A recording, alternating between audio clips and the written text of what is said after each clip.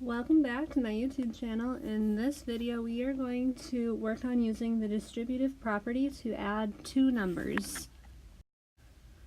So we are going to be working with problems like something like this, 25 plus 45. So we could add it, but sometimes it's easier to add two numbers by using the distributive property. So we're going to go through how to do that. So the first thing that we need to do is find the common factor. A common factor would be a number that you could multiply by something.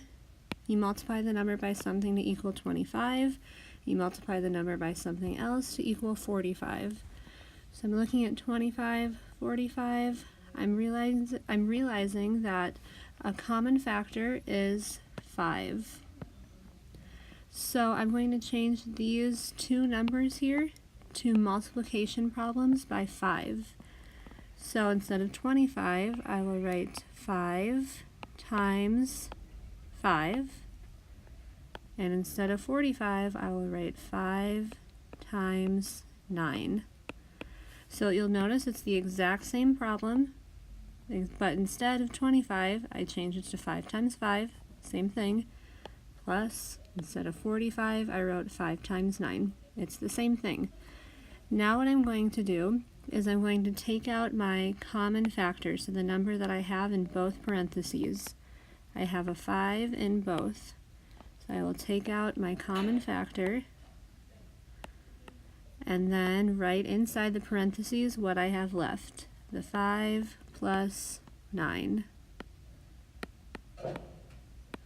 Took out my 5 times on the outside, and I'm left with 5 plus 9 on the inside of the parentheses. Now the next thing I'm going to do is add up the inside of the parentheses. So 5 plus 9 is 14. So then I have 5 times 14, and then I will multiply and solve. And my answer is 70. So really what we're doing here is we're doing the distributive property that we've been practicing, but in reverse.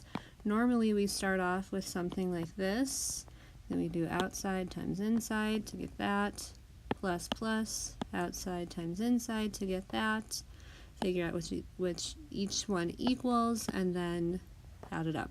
So now we're just going backwards through the steps, just like how I showed you. Alright, here's another problem for you to try now.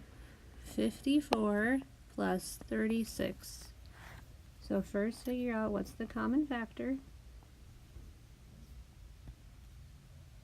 There's actually a couple common factors in this one. The one that jumped out at me right away though is 9. By the way, you should write this down on a piece of paper if you haven't and do the problem with me. So now I'm going to take my common factor and change these two numbers to multiplication problems using 9. So try it out now. How would I change 54? 9 times plus 36, 9 times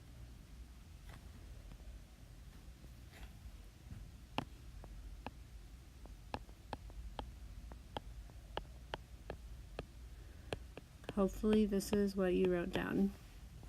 So now I'm going to take out what's in common, figure out what's in common, see if you can write the next step down here.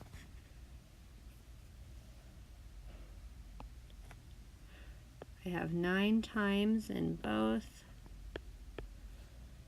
Then I write down what I'm left with, the 6 plus 4. Then I add up the inside of the parentheses and see if you can do the next step.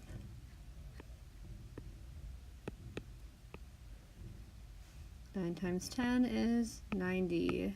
So 90 is our answer, which personally I think it's a lot easier to do 9 times 10.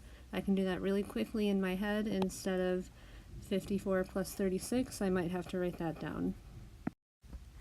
Here are 3 problems for you to try now on your own. So write these down on a piece of paper.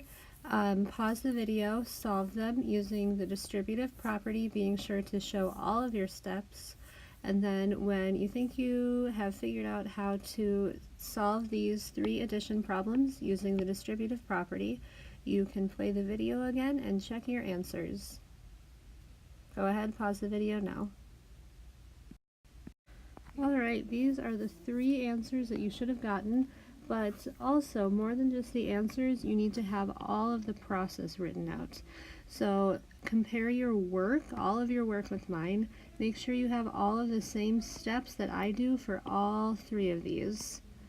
If you made any mistakes or you forgot a step, go back to check your work, see if you can figure out where you made your mistake and how you could then fix your answers to get the correct process. After this practice, hopefully you have a little bit of a better understanding of how to do adding with the distributive property.